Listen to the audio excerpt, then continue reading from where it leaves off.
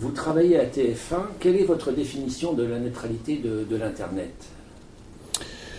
Pour TF1, la net neutralité, c'est le terme qui apparaît aujourd'hui et qui semble caractériser les règles qu'il faut donner à l'activité Internet, au vu sans doute d'évolutions qu'il y a aujourd'hui sur les débits des réseaux, les modes de facturation, les nouveaux services qui vont apparaître. Donc quelles règles on doit donner à Internet pour que l'ensemble des acteurs s'y retrouvent, du consommateur aux fournisseurs de services en passant par les opérateurs.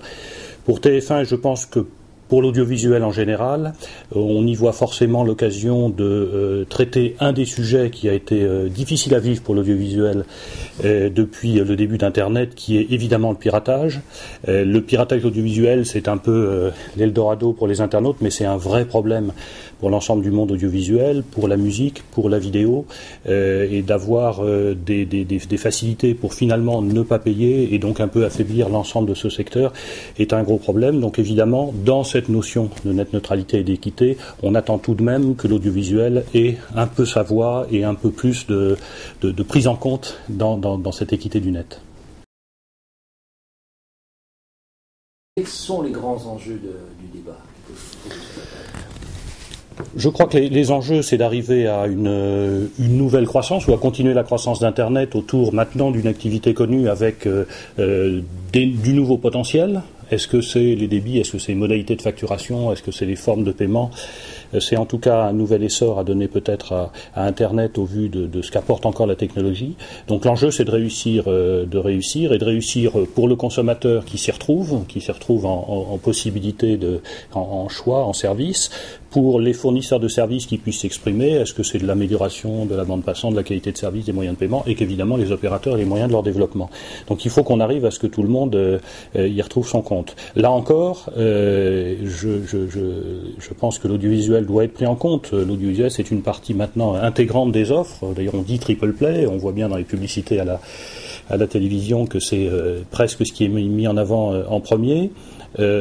Aujourd'hui, il n'y a aucun financement apporté par Internet à l'audiovisuel, et encore, je le disais tout à l'heure, il y a même une très grosse perte à cause du piratage. Il faut absolument trouver le moyen que l'internaute puisse avoir des moyens, des services, de la rémunération, un service de gagnant-gagnant entre celui qui bénéficie de l'ensemble des offres Internet et celui qui les offre. Il ne faut pas que le résultat de cette évolution d'Internet soit on fait payer encore plus à l'audiovisuel les débits rentrants par exemple, et puis l'internaute continue à avoir tout gratuit, à prendre tout ce qu'il veut, et les débits lui permettent de télécharger d'un seul coup l'ensemble d'une chaîne pendant un an. Si on continue à aller dans ce sens-là, ce ne sera pas équitable. Donc les enjeux, c'est vraiment que ces nouvelles règles permettent une certaine équité, y compris pour l'audiovisuel.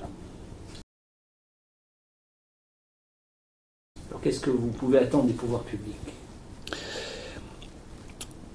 Je crois que il ne faut pas attendre des pouvoirs publics qu'ils autorégulent ou qu'ils régulent à l'avance une évolution qu'on ne connaît pas. Parce que même si c'est un Internet peut-être de deuxième génération déjà connu, ça reste beaucoup d'innovation. Il faut qu'on aille chercher des pistes là où on ne les connaît pas encore. Donc je ne pense pas que ce soit dans la régulation a priori qu'on va trouver la solution aux problématiques de demain. Je pense qu'il faut laisser, surtout dans un pays comme la France où il y a beaucoup de concurrence dans ce domaine Internet, des initiatives. Il faut laisser le consommateur donner un peu la sanction de ce qu'il trouve correspondre à ce qu'il souhaite, mais il faut en même temps permettre que sur certains points d'abus de concurrence ou de non-légitimité des offres ou de non-propriété des contenus, il faut évidemment permettre de réguler et de sanctionner ce qui n'est pas correct au vu de la loi. Donc je pense qu'il faut être dans une régulation assez ouverte, mais par contre une vigilance sur les usages qui sont trouvés dans ce nouveau développement.